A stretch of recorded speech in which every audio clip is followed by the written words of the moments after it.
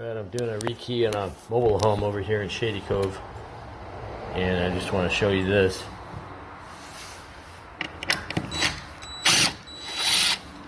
It's on a deadbolt. That's not going to be secure. It doesn't do anything. So we have to add 3-inch long screws. Alright, here we go. Here's the long screws.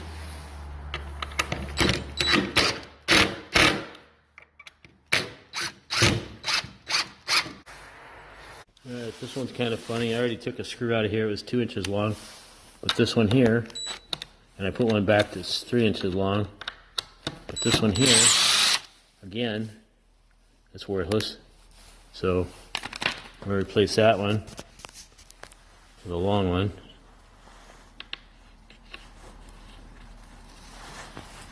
Yep.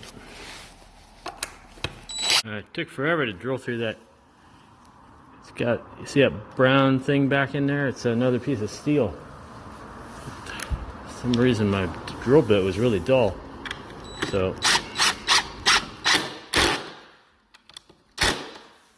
usually drilling into a mobile home like this, there's usually no wood or any material behind it. Let's see if that works.